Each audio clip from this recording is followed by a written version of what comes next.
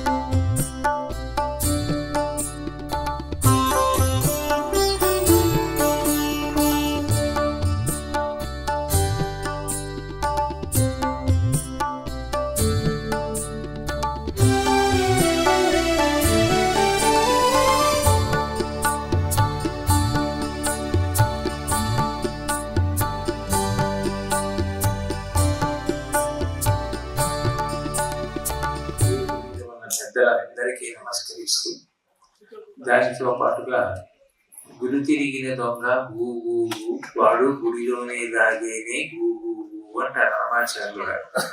అలా వేదిక మీద కూర్చోవడానికి అన్ని విధాల అర్హత కలిగినప్పటికీ కారణమేమో తెలియదు కానీ వేదిక కింద సభాసదుల మధ్యలో కూర్చొని ఉన్నటువంటి బ్రహ్మశ్రీ బేతవోలు రామబ్రహ్మం గారికి కూడా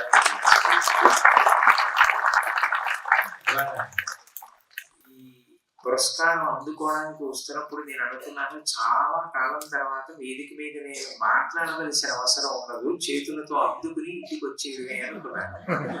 కానీ నేను మాట్లాడవలసి వస్తుందని అనుకోలేదు. ఒక్క విషయం మనవి చేస్తాను. ఒక్కొక్కసారి జాతి మొత్తం గర్వించదగిన వ్యక్తులు ఆవిర్భవిస్తూ ఉంటారు. వారు కారణజన్ములు అనే చెప్పవలసి ఉంటుంది. అది కేవలంగా ఒక వ్యక్తి సాధన చేత కానీ తాను చేసిన పరిశ్రమ చేత కానీ అటువంటి ప్రతిభని సంతరించుకోవడం సాధ్యమయ్యే విషయం కాదు. కేవలం అరగంటలో ఒక శతకాన్ని రచించగలగడం అంటే, ఒక శతకాన్ని చెప్పగలగడం అంటే అది మనుష్య ప్రజ్ఞకి సాధ్యమయ్యే విషయము అని చెప్పడం ఎట్టి పరిస్థితుల్లోనూ కుదరదు. ఇవాళ శతావధానం చేసి, రేపు శతావధానం చేసి, మరునాడు మళ్ళీ ఆసు కవిత సభ చేసి, శతావధానం చేసేటప్పుడు పద్యం పూర్ణ చెయ్యడమే కాకుండా 1 నుంచి 100 వరకు పద్యాలు చదివి, మళ్ళీ 100 నుంచి 1 వరకు పద్యాలు చదివి, 1 నుంచి 100 వరకు పృచ్ఛకులుగా ఉండి ప్రశ్నలు అడిగిన వాళ్ళ పేర్లన్నీ చెప్పి, మళ్ళీ 100 నుంచి 1 వరకు పృచ్ఛకుల పేర్లన్నీ చెప్పగలిగిన అసాధారణ ప్రజ్ఞని సంతరించుకోవడం అంటే అది సామాన్యమైన విషయం కాదు. జీవించింది ఆ కొప్పలపు సోదర కవుల్లో పెద్దవారైనటువంటి వెంకట సుబ్బరాయ శాస్త్రి గారు. వారు జీవించినది కేవలం 50 సంవత్సరాల దగ్గర వరకు ఉన్నారు. కానీ కొన్ని లక్షల పద్యాలు చెప్పారు. అన్నదమ్ములు ఇద్దరు మాట్లాడుకోవడం కూడా పద్యాలతో మాట్లాడుకునేవారు. అంటే అసలు అది ఎంత అనితర సాధ్యమైన ప్రజ్ఞ. గీతలో గీతాచార్యుడు ఒక మాట అంటాడు, యద్యద్విభూతి మనసత్వం ఊర్జితమే వచాలి. ఎక్కడైనా ఒక అద్భుతమైన ప్రజ్ఞ ఉన్నది అంటే అది దేవావగత్యస్వం మమ తేజోంశ సంభవం అంటాడు. ఆయన యొక్క తేజస్సు అట్లా ప్రకాశిస్తే ఒక అద్భుతమైనటువంటి విషయంగా రాణిస్తుంది. కేవలం కొన్ని గంటల్లో అన్ని పద్యాలు చెప్పగలగడం, అన్ని శతావధానాలు చేయడం, ఇవన్నీ ఒకెత్తైతే అసలు వాళ్ళ కాలంలో వాళ్ళు అవధానం చేయడానికి వెళుతుంటే చుట్టుపక్కల ఊళ్ళ వాళ్ళందరూ కూడా బళ్ళు కట్టించుకుని ఆ సోదరుల్ని అనుసరించి వెళ్ళి వాళ్ళు ఎక్కడ శతావధానం చేస్తున్నారో అక్కడ రాత్రి అయితే రాత్రంతా కూర్చుని పద్యాలు విని మురిసిపోయేటటువంటి స్థితిలో ఉండేది. అంటే బహుశా అప్పుడు భాష మీద పట్టు ప్రజలకి కూడా చాలా ఎక్కువగా ఉండేది. అందుకనే శతావధానంలో పద్యాలు చెప్తున్నప్పటికీ కూడా దాన్ని విని అర్థం చేసుకుని ఆనందించగలిగిన ప్రజ్ఞ శ్రోతల యందు కూడా ప్రకాశించింది. వాళ్ళు ఐశ్వర్యంలో కూడా అట్లాగే తొలతూగారు. తులం బంగారం 5 రూపాయల ఆ రోజుల్లో. వాళ్ళు ఒక్కొక్క సభలో 1116 బహుమానంగా పుచ్చుకున్నటువంటి సభలో అసంఖ్యాకములు తెల్లటి మల్లె పువ్వు లాంటి పంచె కట్టుకుని దాని మీద నల్లటి కోటు వేసుకుని తెల్లటి తలపాగా చుట్టుకుని బంగారు ఆ ఆభరణాలు శరీరం అంతా కూడా అలంకరించుకొని వాళ్ళు పొందినటువంటివి ఎన్నో బహుమానాలు, అంటే చేతికి వేసినటువంటి సింహ తలాటాలు, గండపెండేరం ఇట్లాంటివన్నీ ధరించి వెళుతుంటే ఒంటి మీద ఉన్న బంగారం 4 కిలోలు ఉండేది. అట్లా వెళుతున్నప్పుడు పక్కన ప్రత్యేకంగా ఆ రోజుల్లో నాటు తుపాకీలతో రక్షక భటులు వెళుతుండేవారట. కవులకు రక్షక భటులు అలా వెళ్ళడం అన్నది కొప్పర కుటుంబుల విషయంలోనే వింటాం. అంటే అంత అసాధారణ ప్రజ్ఞ. ఇవన్నీ ఒకెత్తైతే ఆ సోదర కవుల్లో పెద్దవారైనటువంటి సుబ్బరాయ శర్మ గారు నిద్రపోతున్నప్పుడు ఆయన ఊపిరి తీసి విడిచిపెడుతుంటే ఓంకారం వినపడుతుండేది. ఇంత అసాధారణ ప్రజ్ఞ కలగడం ఎవరికి సాధన చేత సాధ్యమయ్యే విషయం కాదేమో అనిపిస్తుంది. అయితే పెద్దవారు సుబ్బరాయ శర్మ గారి విషయంలో ఒక మాట చెప్తారు. వారికి చిన్నతనంలోనే దుర్గామాత నాలుక మీద బీజాక్షరాలు రాసిందని, ఆ కారణం చేతనే ఆయనకి అంత అసాధారణమైనటువంటి కవిత్వం అబ్బిందని చెప్తారు. ఆయన సోదరుడు వెంకటరమణ కవి కూడా ఆయనతో సరిపోయేటటువంటి జోడి. ఇద్దరూ కలిసి ఆ రోజుల్లో అహరహం ప్రయాణం చేస్తూ, ఆఖరికి బండిలో ప్రయాణం చేస్తున్నప్పుడు, రైలు ఎక్కుతున్నప్పుడు కూడా అవిశ్రాంతంగా ఇట్లాగే అనేక విషయాలు, సమస్యాపూరణాల మీద మాట్లాడుతూనే ఉండేవారట. ఇవన్నీ మాట్లాడుతూ ఉండడం ఒకెత్తు, మాట్లాడుతూ లోపల మాత్రం ఉపాసన నడిచిపోతూ ఉండడం ఒకెత్తు. ఆ ఉపాసన బలం లేకుండా ఇన్ని విషయాలు సాధించడం అనేది సాధ్యం కాదు. కామకోటి పీఠాధిపత్యం వహించిన మహాపురుషులు, నడిచి వెళ్ళిన శంకరాచార్యుల వారిగా వర్ణింపబడిన చంద్రశేఖరేంద్ర సరస్వతి మహాస్వామి గారి గురించి చెప్తూ ఒక మాట అంటారు. వచో మౌనంచాద్యం తదను బహుళా భాషణమపి ప్రకామం దైవానం నిలయగమనం స్వాత్మ నిరతి స్వకీయే వాణ్యస్మిన్ నిరవధిదయా సామ్యరహిత విచిత్రం మన్యేహం యతి కులపతే చేష్టితమహో అంటారు. ఆయన మౌనంగానూ ఉండగలరు, అంత బాగా అనుగ్రహ భాషణము చేయగలరు, తనలో తాను భగవంతుణ్ణి చూసి రమించగలరు, దేవాలయాలు దర్శనం చేసి భగవన్మూర్తులను చూసి పరవశాన్ని పొందగలరు. వీడు వాడు అన్న భేదం లేకుండా అందరి ఎడల సమదృష్టి కలిగి దయని వర్షించగలరు. అంత విచిత్రమైన చేష్టితములున్న కంచి కామకోటి పీఠాధిపత్యం వహించిన చంద్రశేఖరేంద్ర సరస్వతి మహాస్వామి వారి పాదములకు ప్రాణిల్లుచున్నాను అంటారు. అట్లా ఏది చేసిన ఆలోకమానోప్యవలోకమాన సంభాషమానోప్యభిభాషమాన శ్రీకామకోటి ప్రభురీష కించిత్ జీవ బ్రహ్మైక్య భావం నజహాతి అంటారు. ఏది చేస్తున్నా ఆయన ఆ ఉపాసన విడిచిపెట్టకుండా ఉండేవారు. అది ఎక్కడ జన్మ జన్మాంతరముల యందు చేసిన సాధనా బలమో. శారదని ఎన్ని తెల్లటి పూలతో పూజ చేశారో, ఆమె నామములు చెప్పేటప్పుడు ఆ నామముల యొక్క అర్థములో పరవశించిపోయి నామాలు చెప్పడం మరిచిపోయి ఆనంద భాష్పాలు కారుస్తూ పూజలో ఏనాడు ఎంత పరవశించారో. అందుకే ఈ జన్మలో వారికి అంత కవిత్వం వచ్చింది. అంత కవిత్వం వచ్చినా వారు భక్తిని విడిచిపెట్టిన దాఖలాలు ఎక్కడా కనపడదు. మా శర్మ గారికి కూడా హనుమ అంటే చాలా విశేషమైనటువంటి భక్తి. దౌహిత్రుడిగా వారికి తాతగారి పోలికొచ్చింది. ఆ కవులు ఆంజనేయ స్వామి వారి యందు వారికి ఉన్నటువంటి నిరతిశయ భక్తిని ప్రకటిస్తూ ఒక చోట ఒక మాట అంటారు. ఎవ్వని నమ్మి దేశములకెంతయు పోయి జయంబు గడ్డిమో. ఆ రోజుల్లో ఇప్పుడు వచ్చినట్టు వేగంగా ఏ విమానంలోనో తిరిగి వచ్చే అవకాశాలు లేవు. రైలు ఆగే దగ్గరికి రావడమే చాలా గొప్ప. రైళ్లు కూడా అంత వేగంగా వచ్చే రైళ్ళు ఏం కావు, చాలా ఆలస్యంగా వెళుతుండేవి. ఆ తర్వాత ఎడ్ల బండ్ల మీద ప్రయాణం చేసి ఇంటికి రావాలి. అంత బడలిపోయిన తర్వాత మళ్ళీ వెంటనే ఇంకొక రోజున ఇంకొక చోట శతావధానం సభ ఉందంటే మళ్ళీ బయలుదేరి ఇంత ప్రయాణం చేసి చీకటి పడేటప్పటికి ఆ సభకి చేరుకోవాలి. అయినా మేము ఆ సభలకి వెళుతున్నప్పుడు మాతో పాటే ఒకరు ఉన్నారు అన్న ఆ భావన ఉందే, అది మాకు భయం లేకుండా చేసింది.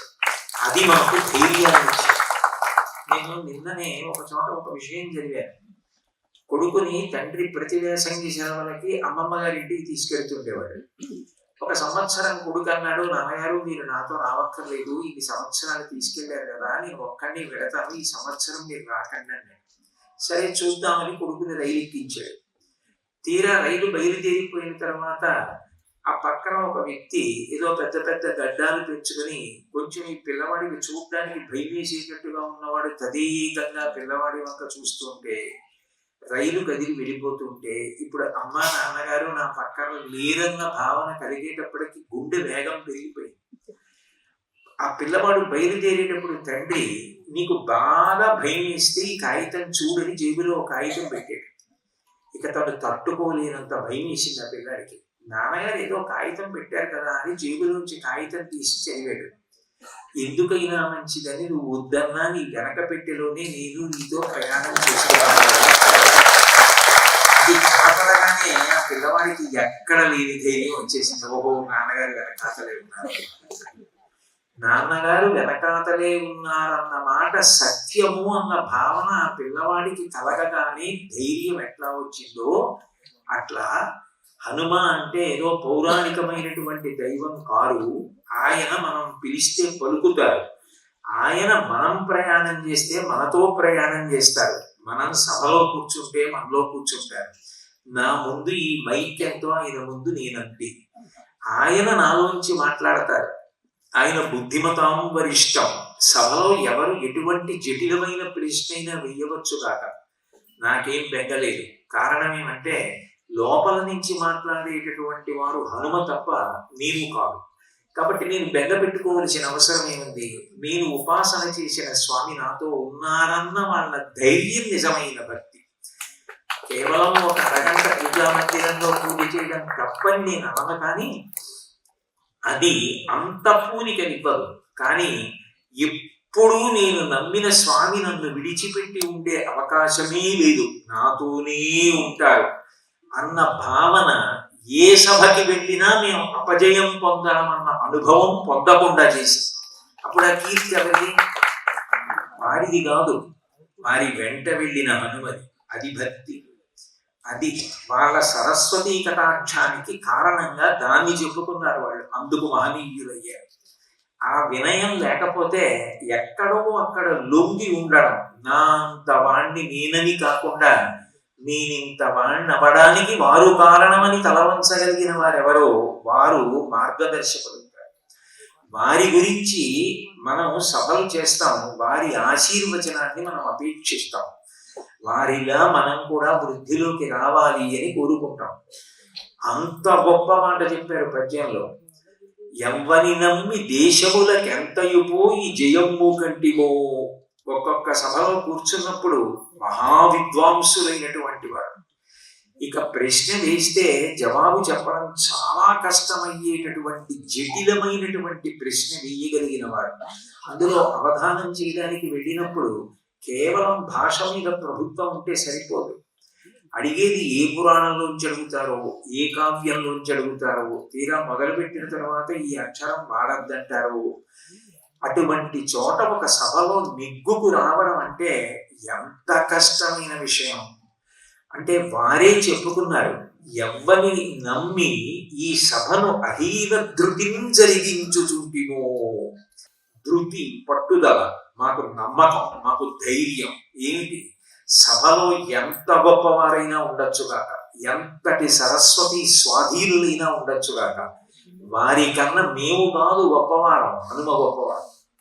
కాబట్టి హనుమ ఏం చేస్తారంటే వారు సంతోషించి మమ్మలను ఆశీర్వదించేటట్టుగా మా చేత పలికిస్తారు. మీరు ఇంకా ఇంకా వృద్ధిలోకి రావాలి, మీ వల్ల జాతికి సౌభాగ్యం కలగాలి, మీ వలన అవధానమునందు అనురక్తి పెరగాలి, మీ వలన భాష యందు అనురక్తి పెరగాలి, మీ వలన కవిత్వమునందు అనురక్తి పెరగాలి. అట్లా ఇంతమందిని ప్రభావితం చేయగలిగిన శక్తి మీ మాటకి రావాలి అని సభలో ఉన్న పెద్దలు లేచి ఆశీర్వచనం చేసేటట్టుగా, వాళ్ళు అంత సంతోషంతో ఇంటికి వెళ్ళేటట్లుగా ఈ సభ జరగడానికి మేము ఎవరిని నమ్ముకున్నామంటే అహీన ధృతిం జరిగించుచుంపిమో. మేము ఎవరిని నమ్మి చేస్తున్నాం? అంత శక్తి మాకు ఎక్కడి నుంచి వస్తుంది? అన్ని పద్యాలు ఇవాళ చెప్పి మళ్ళీ రేపు పొద్దున్న ఇంకో సభకి వెళ్తున్నామంటే ఈ విజయానుభవాన్ని మూట కట్టుకుని నిన్నటి సభలో అంతమంది పెద్దలు వచ్చి చివర ఎంతో సంతోషించి మీరు వృద్ధిలోకి రావాలని మమ్మల్ని పంపించారు. అట్లా పంపించేటట్టు చేసిన వాడెవరో వాడు ఇవాళ చేస్తాడు, రేపు చేస్తాడు, ఎప్పుడూ చేస్తాడు. ఆయన మాతో ఉన్నాడు. ఇది మా నమ్మకం. అందుకని ఎవ్వని నమ్మి అన్న మాట వదల్లా పద్యంలో. ఎవ్వని నమ్మి సభనహీన ధృతిం జరిగించుచుంపిమో. ఎవ్వని నమ్మి మేమిటకు ఒకంత సండియం అందకయుంటిమో. ఒక్కొక్క చోట ఒక్కొక్క ప్రదేశానికి వెళ్ళినప్పుడు ఒక్కొక్కలా ఉంటుంది.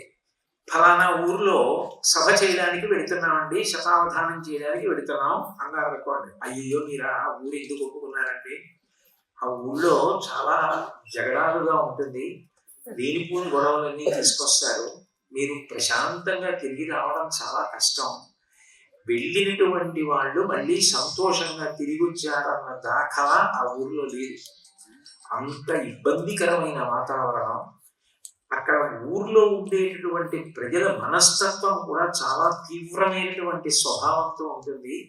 ఎందుకు ఒప్పుకున్నారు అటువంటి చోటికి అన్నాను అనుకోండి, అప్పుడు అక్కడికి వెళ్ళడానికి మనసులో ఏదో చిన్న బిగుడు ఉంటుంది, చిన్న భయం ఉంటుంది. అయినా ఒకసారి మాట ఇచ్చిన తరువాత ఇక తిరిగే ప్రశ్నే లేదు. రామో తీర్ణాభిభాషతే. అటువంటి రాముణ్ణి నమ్ముకున్నటువంటి హనుమని నమ్మి మేమున్నాం. ఆయన నమ్మి మేము ఉండగా ఇక్కడికి మేము వచ్చిన తరువాత మేము బెంగపెట్టుకోవలసిన అవసరం ఏమిటి? అందుకని మాకు సండియం అందకుంటిమో, ఏ విధమైనటువంటి అనుమానం లేకుండా మేము ఉండగలిగాము. అటువంటి హనుమ కేవలము మాకు ఎప్పుడూ అనుగ్రహమును ప్రసరించుగాక అని ఉండి ఉంటే బహుశः కొప్పరపు కవుల గురించి ఇంత గొప్పగా చెప్పి వాళ్ళ ముందు శిరస్సు ఉంచి నమస్కరించవలసిన అవసరం ఉండదు. వాళ్ళన్నారు చిట్ట చివరి పాదంలో అవ్వర కీర్తిశాలి పవనాత్మజుడీలుత మిమ్ము మమ్ములన్. ఆ హనుమ ఉన్నారే అవ్వర కీర్తిశాలి, అపారమైనటువంటి కీర్తికి నిధి. ఎందుకని ఆయనకి లేనిది లేదు. బుద్ధిమతాం వరిష్టం. ఆయనతో సమానమైన బలం ఉన్నవాడు లేడు, ఆయనతో సమానమైన వేగం ఉన్నవాడు లేడు, ఆయనంత శాస్త్ర పండితుడు లేడు. ఇన్ని ఉన్నా తన కొరకు అని తాను చేసుకున్నది ఒక్కటి. ఎప్పుడూ అందరి కొరకు తాను కష్టపడి అందరి సంతోషం తన సంతోషం అనుకోవడమే ఆయనకి తెలుసు. భగవంతుడు తనకేది ఇచ్చాడో అది తన కొరకు అని వాడుకున్నవాడు కీర్తివంతుడు కాలేడు. భగవంతుడు తనకేది ఇచ్చాడో అది సమాజపరం చేసి సమాజాభ్యున్నతిని చూసి సంతోషించిన వాడు కీర్తివంతుడు. ఆయన కీర్తి పొందుతాడు. అట్లా కీర్తి పొందడంలో ఇక తిరుగులేని వ్యక్తి మా హనుమ. అవ్వర కీర్తిశాలి పవనాత్మజుడు.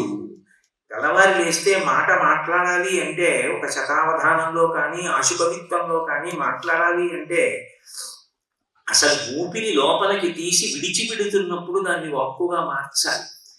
ఎంత సందర్భోచితంగా వేశారో ఆ మాట. అవ్వర కీర్తిశాలి పవనాత్మజుడేలుత. ఆయన మనని పరిపాలించాలి. ఆయన ఒరే నీకు తెలియదు, ఊరుకో, నువ్వు ఇది అడక్కో, నీకు ఇందుకిది ఇది నువ్వు పుచ్చుకో అని మనకి బుద్ధి చెప్పి మనని అభ్యున్నతి పదంలో చెయ్యి పట్టుకుని నడిపించాలి.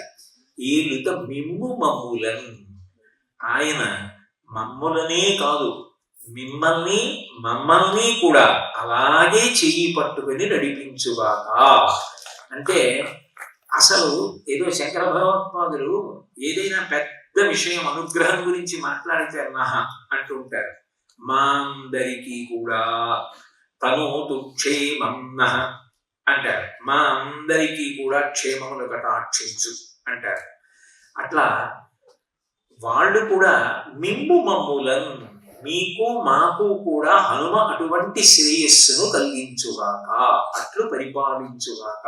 అంటే కేవలం కొప్పర ముఖములలో ఆ అవధానం చెయ్యగలిగిన ప్రజ్ఞ, వేగంగా పద్యాలు చెప్పగలిగిన ప్రజ్ఞ మాత్రమే కాదు, అంతర్లీనంగా వారి యందు ఎంత భక్తి ప్రపత్తులు ఉన్నాయో, వారు ఒక మాట మాట్లాడితే ఆ మాట హనుమ యొక్క ప్రసాదం అన్న భావనతో ఎంత జాగ్రత్తగా మాటలు ప్రయోగిస్తారో మనకు అర్థం అయితే, కొన్ని లక్షల పద్యాలు వారు రచన చేస్తే అన్ని లక్షల పద్యాలలో ఇదేమబ్బా ఇలాంటి పద్యం రాశారు, ఇది చదవడానికి కానీ ఒకరికి చెప్పడానికి కానీ కొంచెం ఇబ్బందిగా ఉంటుంది కదా అనిపించే పద్యం ఒక్కటి నోటి వెంట రాకుండా అట్లా పద్యాలు పడ్డాయంటే అంతర్లీనంగా భక్తి గొప్పది.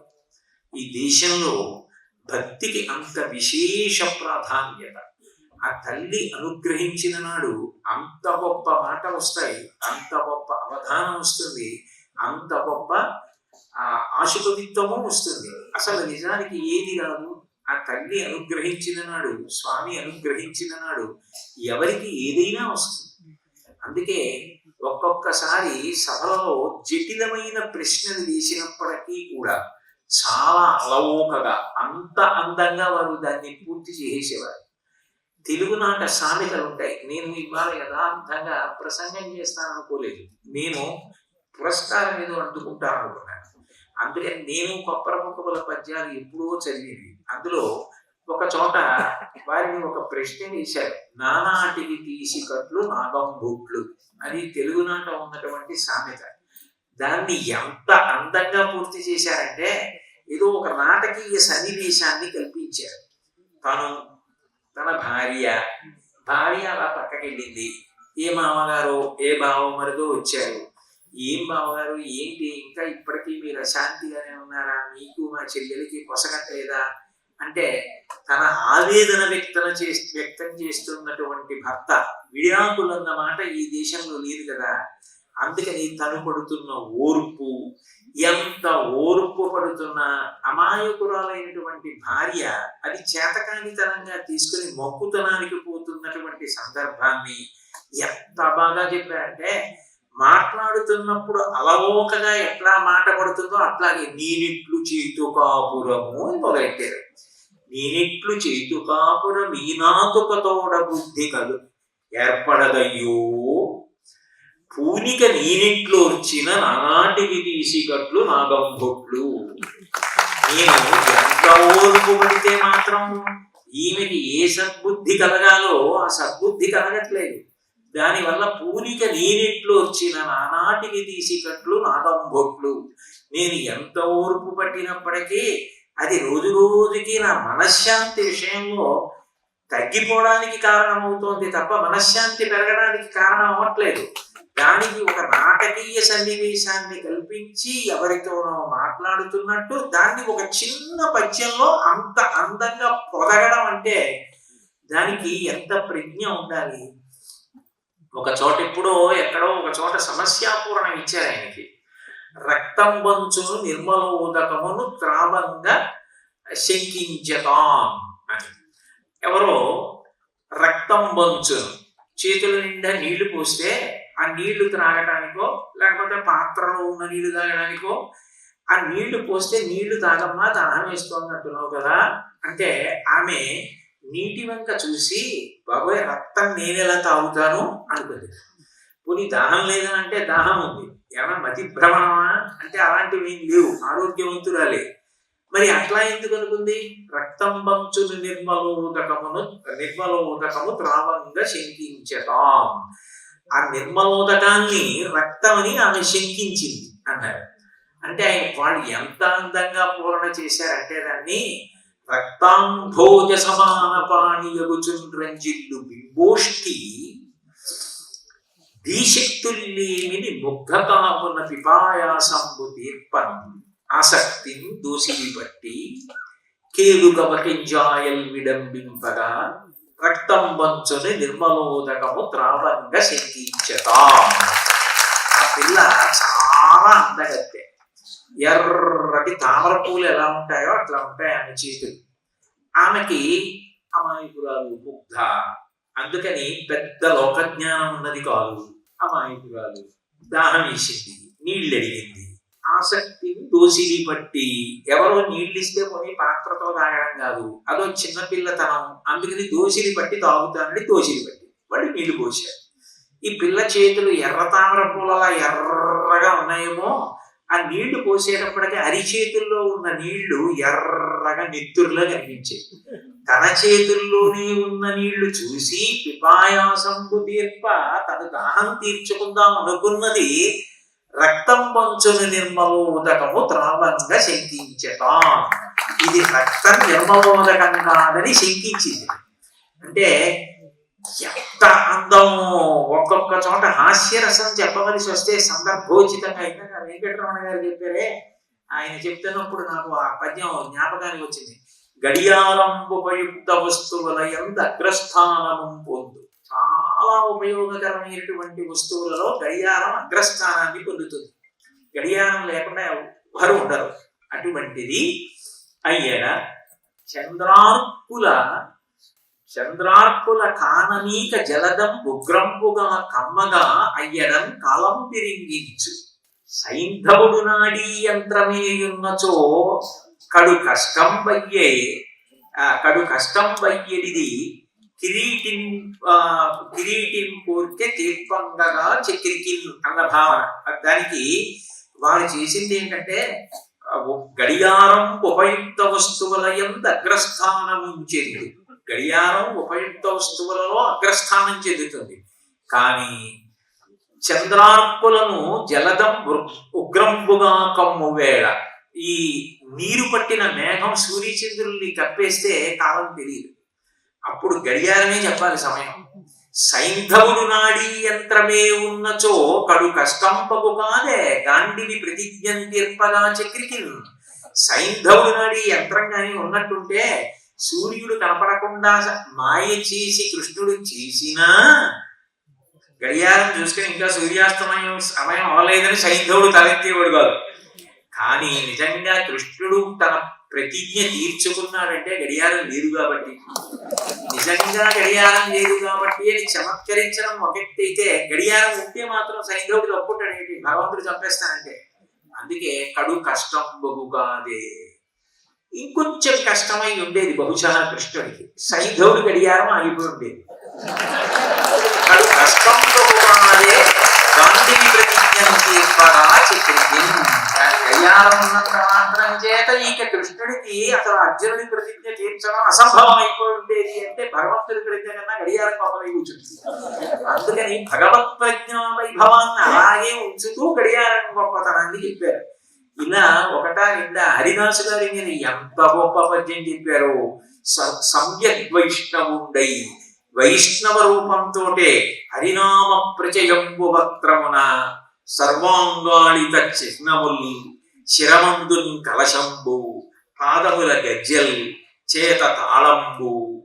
ఆ హరిదాసు వచ్చినప్పుడు ఉండేటటువంటి వేషాన్ని వర్ణిస్తూ, ఆ నడక కూడా ఎంత వేగంగా అంటే పరుంబు నడల్, నడిచినట్టుండదట, పరిగెత్తికెళ్ళిపోతున్నట్టు ఉన్నటువంటి నడక ఉండి అసలు చూసేటప్పటికే హర్షంపు ఊరింపగా, ఆ హరిదాసులు చూసేటప్పటికి పిల్లల దగ్గర నుంచి పెద్దల వరకు ఎంత ఆనందంగా ఉంటుందో. ఆ వేకువజామున వచ్చేటటువంటి ఆ హరిదాసు సమ్యక్ వైష్ణవాకారుడై, పూర్తిగా ఒక వైష్ణవుడు ఎట్లా ఉంటాడో అటువంటి రూపంతో హరిదాసు ఆ ఊర్లోకి వచ్చాడు అన్నదాన్ని, ఒక చిన్న విషయాన్ని వర్ణించవలసి వస్తే అంత అందంగా వర్ణించారు ఆయన. అంటే సమయాన్ని దృష్టిలో పెట్టుకుని నేను ఈ ఒక్క పద్యం గురించి మాట్లాడి పూర్తి చేస్తాను. వారు జీవితంలో మనిషి తప్పకుండా సంపాదించుకుని తీరవలసిన విషయాలు కొన్ని ప్రస్తావన చేశారు. అందులో తప్పకుండా మనిషి పొంది ఉండవలసినది అన్నది వారు చెప్పినది కీర్తి. కీర్తి ఎప్పుడు వస్తుంది? ఒకటి కష్టపడాలి. కష్టపడకుండా కీర్తి రాదు. కేవలం లక్ష్యం పెట్టుకున్నంత మాత్రం చేత లక్ష్యాన్ని చేరలేడు. భారతదేశపు అత్యున్నత న్యాయస్థానం, సర్వోన్నత న్యాయస్థానం ప్రధాన న్యాయమూర్తిగా పదవీ విరమణ చెయ్యాలి అంటే వెంకటరమణ గారు ఎంత కష్టపడితే ఆ స్థానాన్ని పొంది ఉంటారు. గారు ఎంత కష్టపడి పుట్టపర్తిలో చదువుకుని నిబద్ధతతో ఐఏఎస్ ఎన్ని ఉద్దానపతనాలు, కష్టాలు, సుఖాలు ఎన్ని చూస్తే ఆంధ్రప్రదేశ్ ప్రభుత్వ ప్రధాన కార్యదర్శిగా పదవీ విరమణ చేయగలుగుతారు. ఎంత దానికి నిబద్ధత ఉండాలి, ఎంత కష్టం ఉండాలి. అందున తను పెట్టుకున్నటువంటి నియమాల్ని ఎక్కడా విస్మరించకుండా అలా నిలబడగలిగిన వాడెవరో ఆయన మాత్రమే కీర్తివంతుడు అవుతాడు. కీర్తి శాశ్వతంగా ఉండిపోతుంది భూమి మీద. అటువంటి కీర్తి పొందకపోతే ఆ జన్మకు అర్థం లేదంట. నిజానికి వాళ్ళ పద్యాల ద్వారా లోకానికి ఎంత మంచి హితోపదేశం చేశారు. అందులో ఒక చోట అంటారు, పరిమళము లేని శూనము, పరిమళంబది లేని శూనము, అట్లాగే పంకజేక్షణ లేని మందిరం, నీరము లేని కూపము, నీరజాప్తుడు లేని అంబరము, దేవుడు లేని కోవెల, పండు వెన్నెల లేని రాత్రి, అనంచను కీర్తి కలుగని దేవి జన్మము ధీనిధి అని పూర్తి చేశారు. కీర్తి లేకుండా మిగిలినవి నీకు ఇన్ని ఉన్నా ఆ జన్మ ఎటువంటిదో తెలుసా? పరిమళంబది లేని శూనం, సువాసన లేని పువ్వు ఎంత గొప్పదైనా ఎలా అందగించదో, పరిమళంబది లేని శూనము, పంకజేక్షణ లేని మందిరం. ఎన్నైనా ఉండొచ్చు ఇంట్లో, ఇంటికి వెళ్ళేటప్పటికీ ఎప్పుడు బయలుదేరారు, ఎప్పుడు వెళ్ళారు, ఎప్పుడు వచ్చారు, ఇప్పుడు మీరు ఆకలి చచ్చిపోయిందని ఏమీ తినకుండా పడుకుంటానంటే ఒప్పుకోను. అందుకే మీరు గబగబా తాగి పడుకోవడానికి జావ సిద్ధం చేశారు. కనీసం ఒక గ్లాసు జావ తాగి పడుకోండి అని అనగలిగిన ఇల్లాలు ఇంట లేనప్పుడు ఇల్లు ఎలా ఉంటుంది? పంకజేక్షణ లేని మందిరము, నీరము లేని కూపము, నీళ్లు లేనప్పటికీ నువ్వు ఎందుకవుతుంది? నీరము లేని కూపము, నీరజాప్తుడు లేని అంబరము, సూర్యుడు ప్రకాశించినటువంటి ఆకాశం, దేవుడు లేని కోవెల, దేవుని యొక్క మూర్తి లేనటువంటి కోవెల కోవెల అని ఎందుకు అనిపించుకుంటుంది? పండు వెన్నెల లేని రాత్రి, పండు వెన్నెల విరిసి ఉంటే ఎంత సంతోషంగా ఉంటుంది. అటువంటి వెన్నెల లేని రాత్రి అంటే అమావాస్య లాంటి రాత్రి లాంటిది అనంసము అనడానికి సరిపోతుంది. ఏది అంటే కీర్తి కల్గని దేవి జన్మము ధీనిధి. తెలుగు మాట ఎంత అందంగా వేశారు, దేవి జన్మము ధీనిధి. ఇన్ని ఉంటే మాత్రం అంత సంపాదించాడు, తన జ్వరం తన పక్క వాళ్ళకి అప్పివ్వలేదు.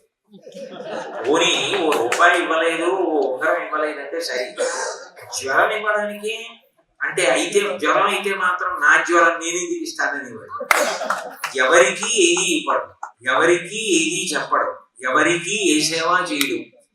తాను ఎంత గొప్పవాడైతే మాత్రం ఎవరికి కావాలి?